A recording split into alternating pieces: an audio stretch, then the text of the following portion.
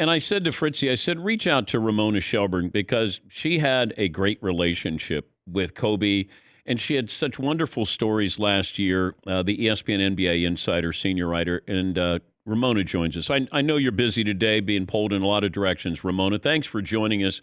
When do you think the public's perception or view of Kobe changed, where you almost felt like you could hug him or he would hug you back, as opposed to that assassin who was on the floor?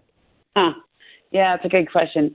I really think it was, I think the real change was that the year he won the MVP, that only year he won an MVP award, which was 2008.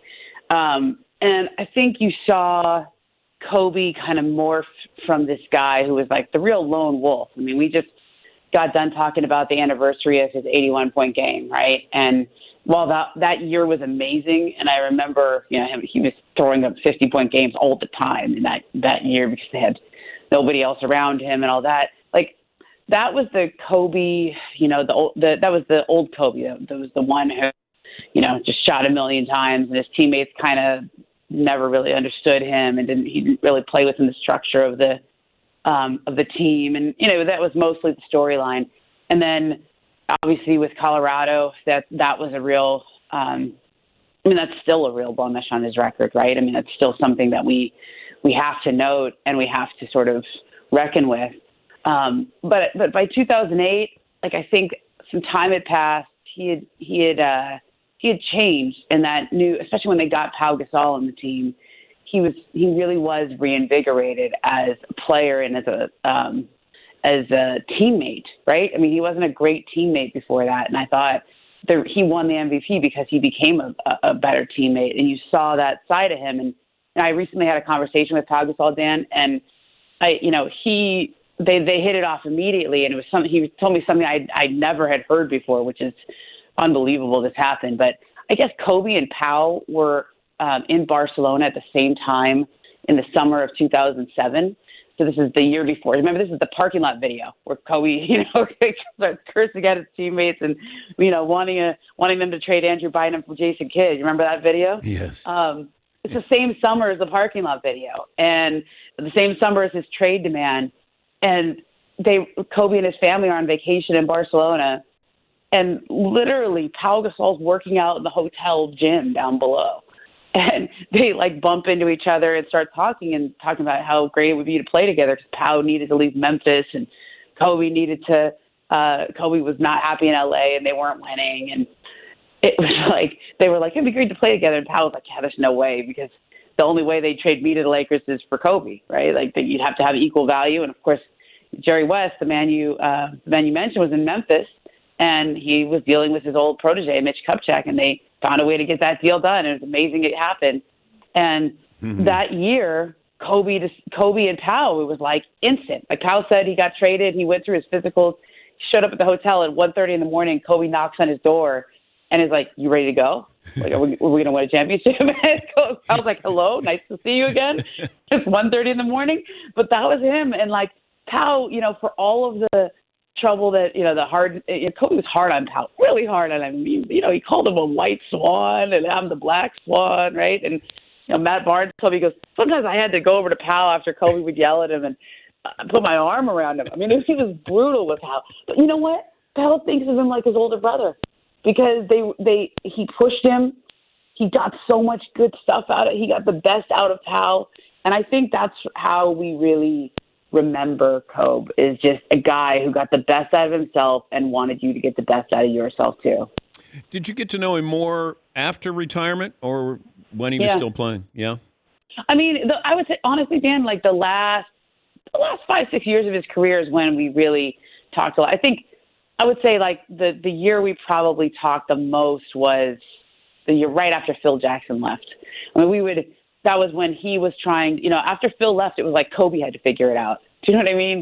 Before Phil was the coach and, Kobe trusted him to put the pieces in the right places. And then Phil retired, and it was Mike Brown and Mike D'Antoni and, the steady stream of, the Lakers going with big swings. Remember they traded for Dwight Howard and Steve Nash that year? Yeah.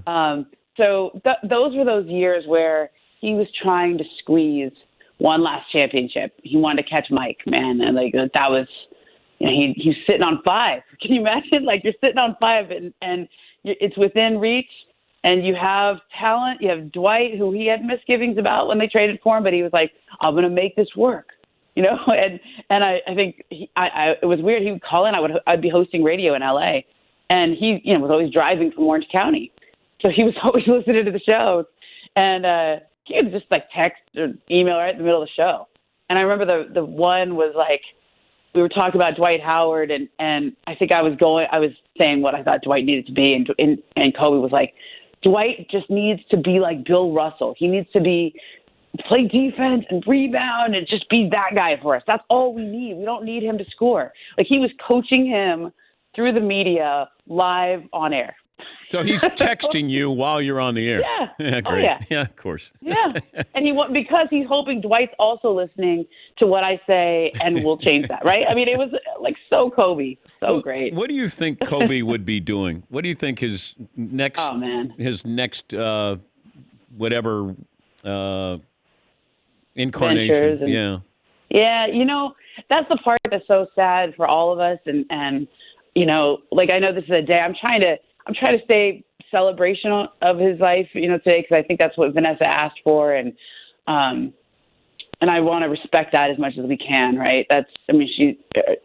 His wife and his 3 kids are really the people we should all be thinking about today, right? As well as all the family members of the other seven people aboard. And I think what's so sad about it, Dan, is that like he had it all mapped out, man. I mean, he had his investment fund, he had Granity Studios, like, his longtime manager, her name is Molly Carter. She's much more than a manager. I don't even know if I should call her that. She came over from Gatorade and Nike and stuff, and she was running Kobe Inc. with him. And I mean, she told me like they had so many projects lined up for Granity.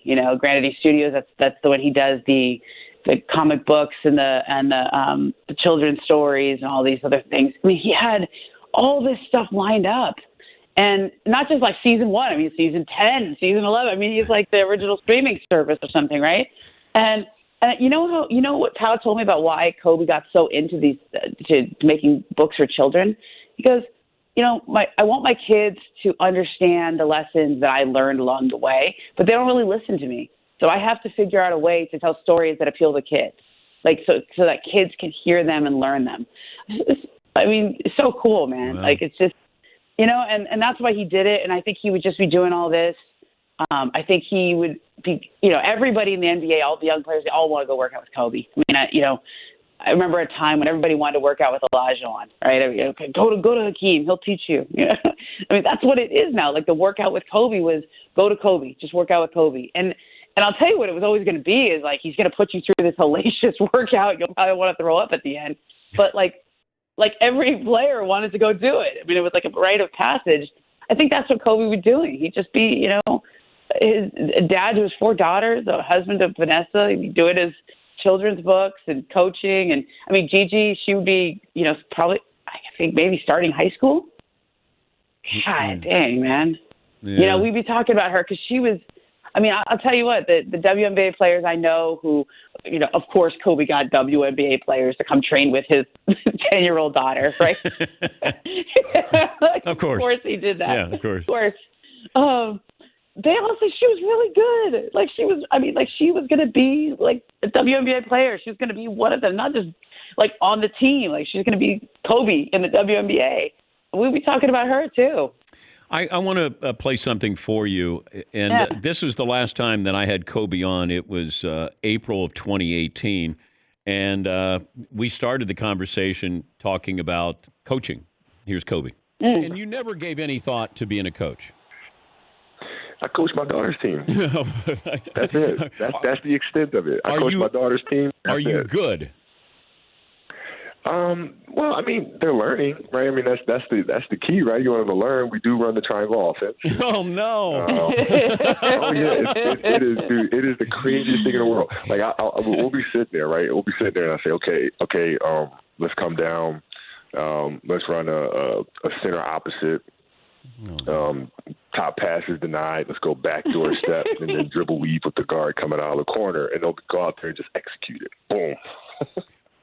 How great is that? How great is that? Kobe, man, I love it. I mean, look, there are some things, Dan, and this is like every time I love hearing interviews because like sometimes you're interviewing someone and sometimes you're asking them a question, they actually respond to it, and other times they're just gonna go.